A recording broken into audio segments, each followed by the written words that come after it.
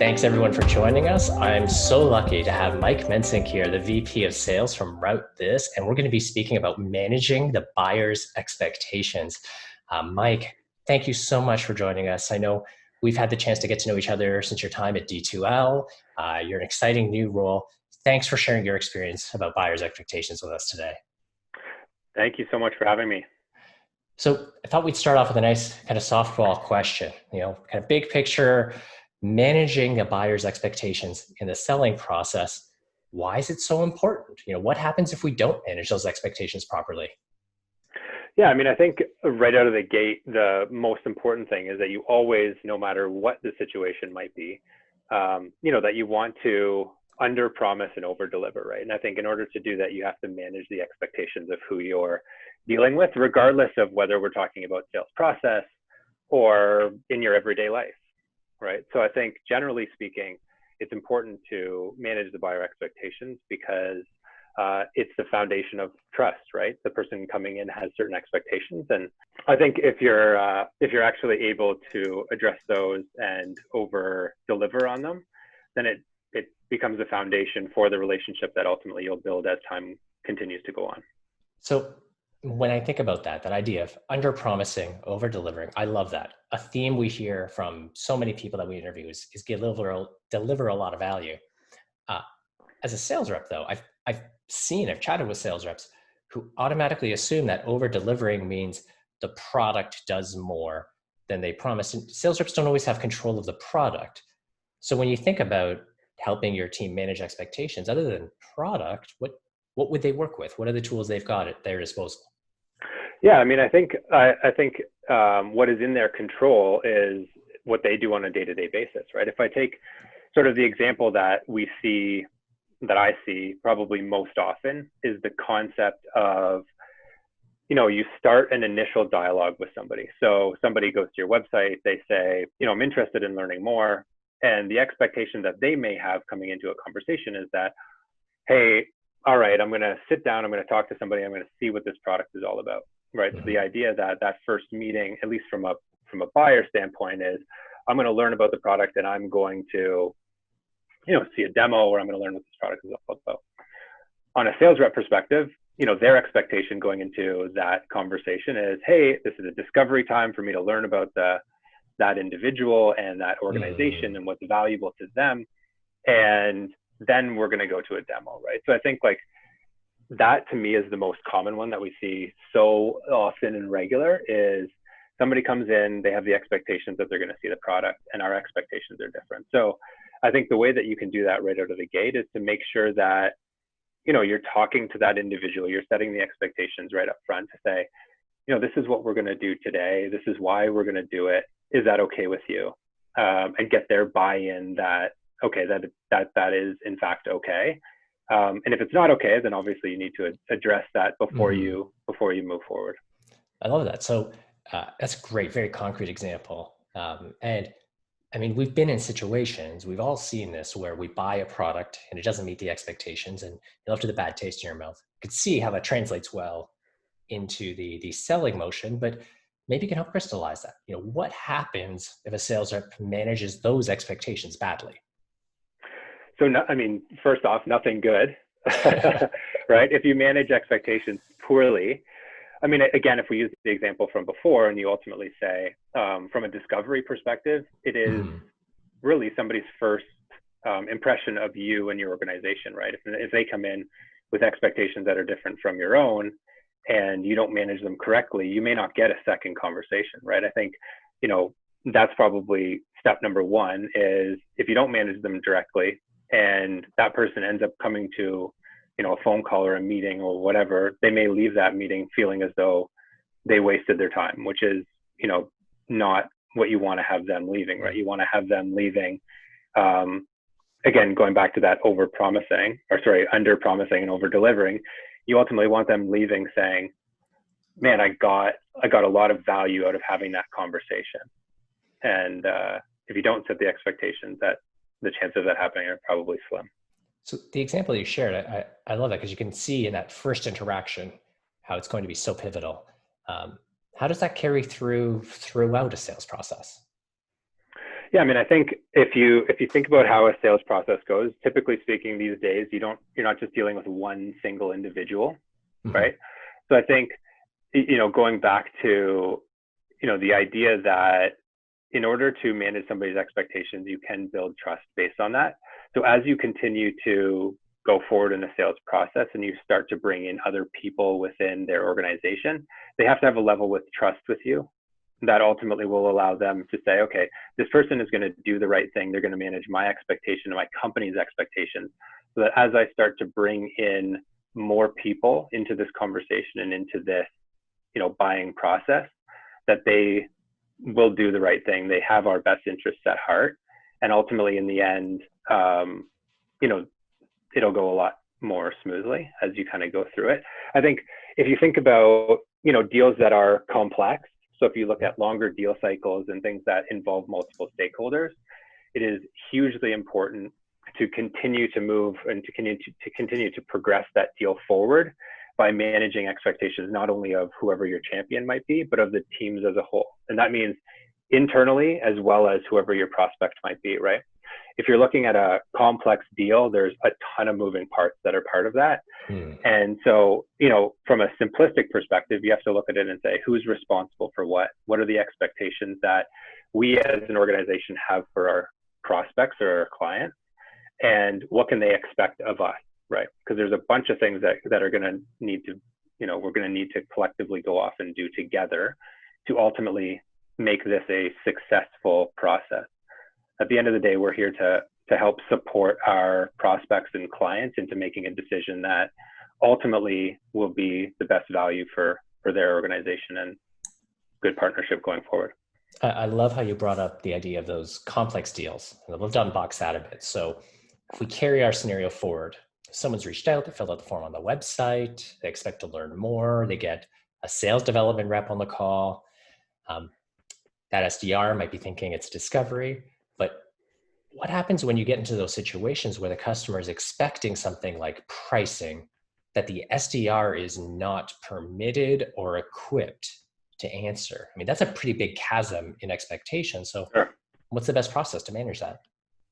Well, I think, first and foremost, around pricing as a whole, I think if you help the individual understand the why behind, maybe not being able to provide pricing, I think that's probably the biggest thing, right? If somebody comes in with an expectation that they're going to get pricing, and you're able to articulate why that may not be the case on that particular call, usually Mm-hmm. that person will let their guard down, right? I think the secondary piece to that is, again, managing expectations around when they might be able to get that.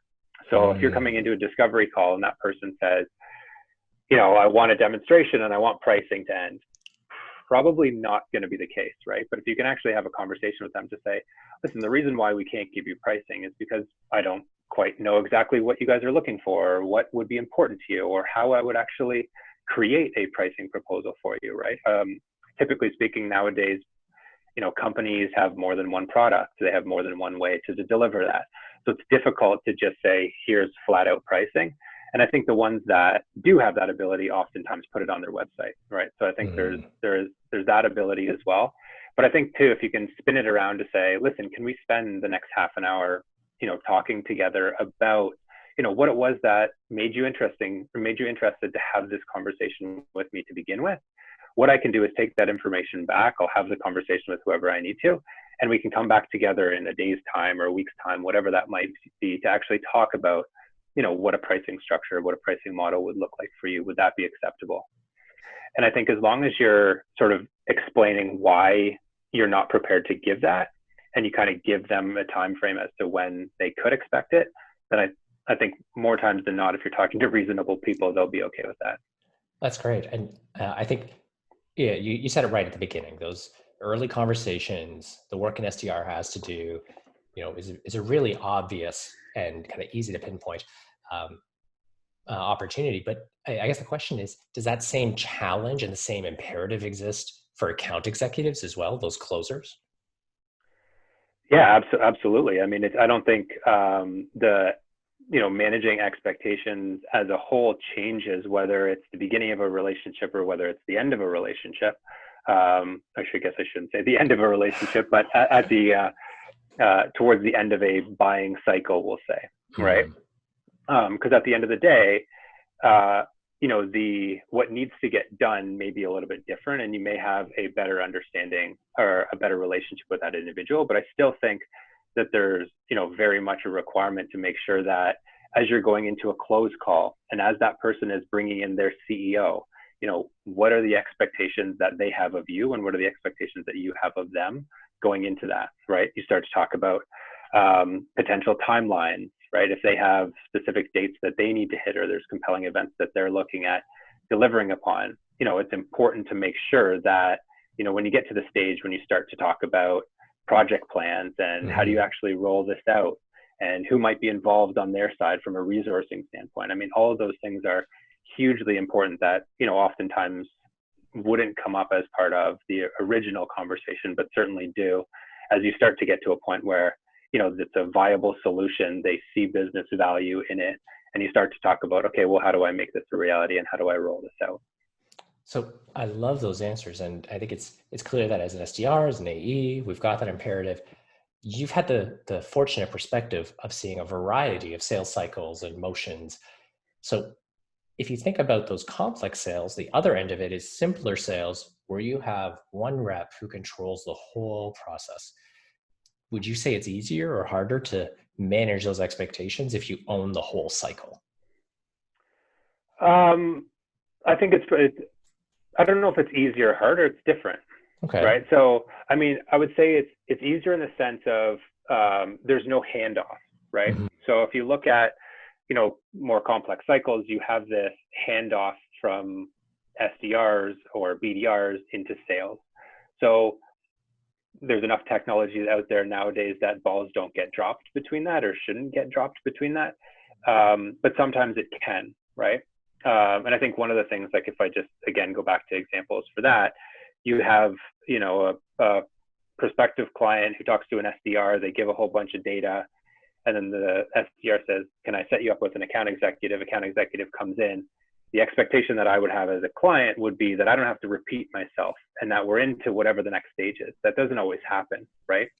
So I'd say it's more difficult in the sense that there's multiple places where you could sort of drop the ball on the communication side. But I think there's different expectations. In shorter sales cycle, you're trying to get somebody to buy something very quickly. So, your expectation and what you're trying to set with them is that at the end of this call, we're essentially saying, are you guys, prepared to buy something? So I think it's not easier or harder, it's different. And I think, managing the expectations is a bit different when you're talking about shorter sales cycles, one person versus many, things like that. I like how you've really emphasized that idea of managing and sometimes giving feedback and not always meeting. So I've got kind of one last area I'd love to dig into. We've had many people that we've interviewed that sometimes have different opinions. And on one end of the spectrum, we've had leaders who espouse the idea of always meet the buyer where they're at. They ask for pricing, give them pricing. We've had other people that we've interviewed who said, no, you need to challenge the buyer, reframe what they're thinking. And really, they push hard on that.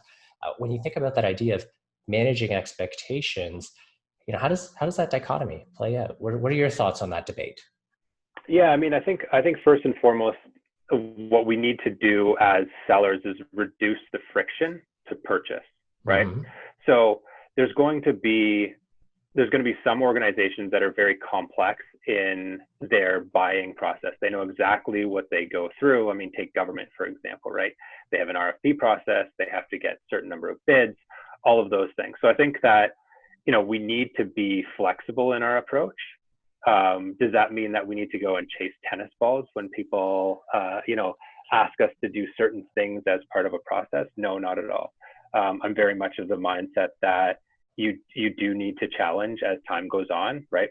At the end of the day, we as sellers are the ones that are experts in getting purchases done, and we need to act accordingly. So at the end of the day, if somebody is taking you through, what they feel is their process, and we know that, success, at least for what our experience has been, is different, I think it's completely within our right to be able to say, from my experience, it's been successful if we've done it this way, right? And there's a polite way to do that for sure. And to try and direct them towards, what has made evaluations in your business successful in the past. So I think you need to be flexible, but at the same time, you also need to act as though you're an expert, because at the end of the day, this is what we do day in, day out. Fantastic. We've hit such a great variety, and I don't want to keep you too long. I've got kind of one last question for you. You've worked with teams at all stages, of their maturity. If you're talking to a new sales manager and they're trying to help their team manage expectations better, what's one piece of advice you'd give to that sales manager to do that better? To the sales manager specifically, or to the sales manager to give his staff? Well, either or. I'd love to hear where you go with that. So I think, it's such a basic thing, but I think for me, the idea of upfront contract. So whenever you're having a conversation, and nowadays we all send meeting invites. So setting an agenda and right out of the gate, sort of making that upfront contract within the actual meeting invite that gets sent, and then reiterating that at the beginning of your phone call, I think is such an important thing that I think we all look at and say, well, no kidding. But we don't all do it all the time. So to me, that's the easiest thing. I am so glad that when we booked this interview, we included some speaking notes in the meeting invitation now. Yeah. This has been incredible. You've dropped some fantastic insights. Love the comments and the specificity. I can't wait to get this up and shared with our audience. Thank you so much. Thank you, Joseph, for having me. I'm very much looking forward to our next conversation, and I hope that you have a safe and healthy time, and I look forward to chatting again. Me too. You as well. Awesome. Take care.